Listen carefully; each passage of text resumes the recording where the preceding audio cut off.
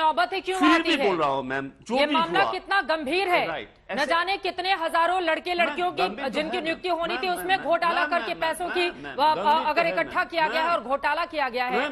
आप कह रहे हैं कि इसको मेहुल जो उस पर भी हमने खूब डिबेट की है, अभी मंत्री जी पर तो डिबेट कर लिया जाए ना। क्या मैम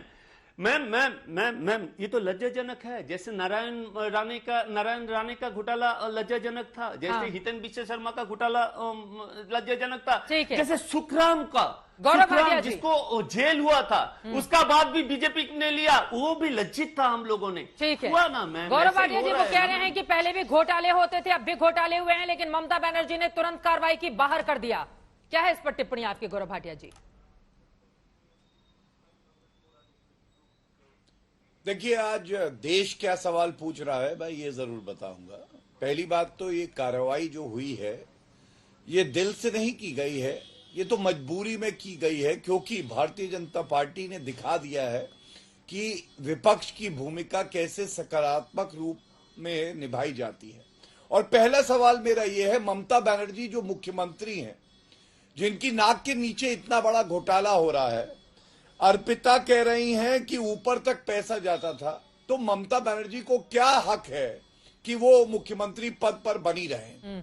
दूसरा सवाल, क्या पार्था चैटर्जी को जो पार्टी में पद मिला है उससे हटा दिया गया है?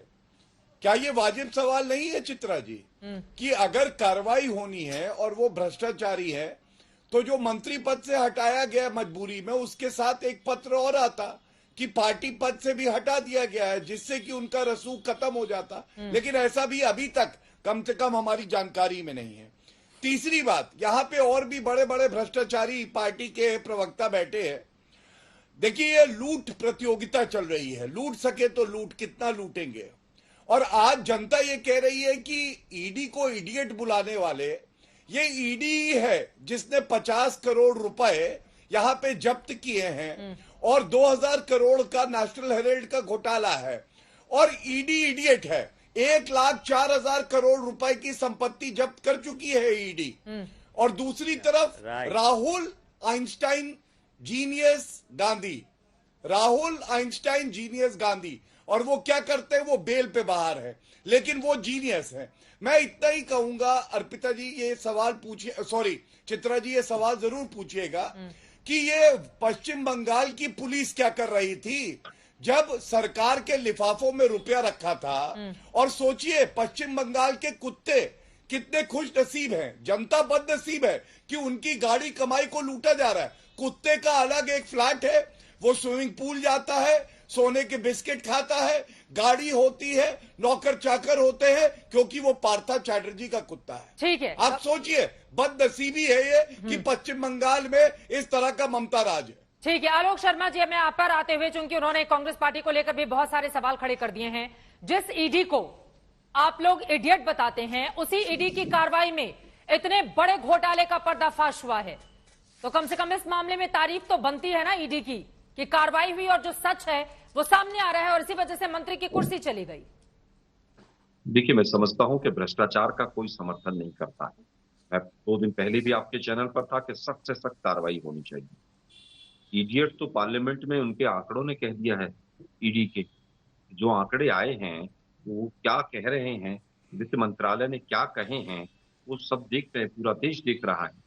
जहां तक बात कार्रवाई की है, हम बार बार कह रहे हैं कि ईडी का दुरुपयोग हो रहा है, इसमें आज भी कोई दो राय नहीं। अगर वहां पर कैश पाया गया और ईडी ने एक अच्छा काम कर दिया, इसका मतलब ये नहीं है कि ईडी पाक साफ हो गई और ईडी को क्लीन चिट मिल गई। तमाम जो आंकड़े हैं वो बताते हैं कि ईडी का दुरुपयोग हुआ है। 10 साल तक प्रिलिमिनरी इंक्वायरी अगर एक जांच एजेंसी करती है तो स्वाभाविक है कि वो पूरी तरह से राजनीतिक हथियार बनी हुई है, एजेंडा बनी हुई है। अब मैं पूछना चाहता हूं बीजेपी से, बीजेपी ने मेरे ऊपर आरोप लगाए, कांग्रेस के ऊपर आरोप लगाए हैं। बीजेपी एक एफिडेविट दे कि जितने लोग ये जिनका पैसा मिल रहा है ये सब बीजेपी कभी भी ज्वाइन नहीं करेंगे। 100 से ज्यादा ऐसे भ्रष्टाचारी हैं जिनकी सीडी बीजेपी ने लॉन्च की और वो सब के सब बीजेपी में जाकर गंगा स्नान करके आ गए। हमने तो, हमारी सरकार थी तो नैतिकता के आधार पर लॉ मिनिस्टर हो, रेलवे हो, हमने रिजाइन कराए, और उसके बाद जो आज आरोप लगा रहे हैं उनको चुल्लू भर पानी में डूब मरना चाहिए। 8 साल हो गए, एक पूर्व मंत्री को आप जेल नहीं भेज पाए, एक पूर्व सांसद को आप जेल नहीं भेज पाए, एक वर्तमान के सांसद को किसी को जेल नहीं भेज पाए आप। 2G में और कोलगेट में आप लोगों ने 1,76,000 करोड़ के घोटाले की बात की। सीबीआई एक साल तक बैठी रही। सीबीआई के जज ने कहा कि कोई तो लाके दे दे मुझे सबूत, लेकिन केवल आपका हंगामा करना मकसद था। अगर उसकी चार्जशीट के बाद कोई भी एक्शन किसी के ऊपर भी हुआ हो, अपील तक में नहीं गए ये लोग, तो 1,76,000 करोड़ के घोटाले का आरोप लगाकर जो सरकार भी अपील में भी ना जाए, उसकी नैतिकता पर भी सवाल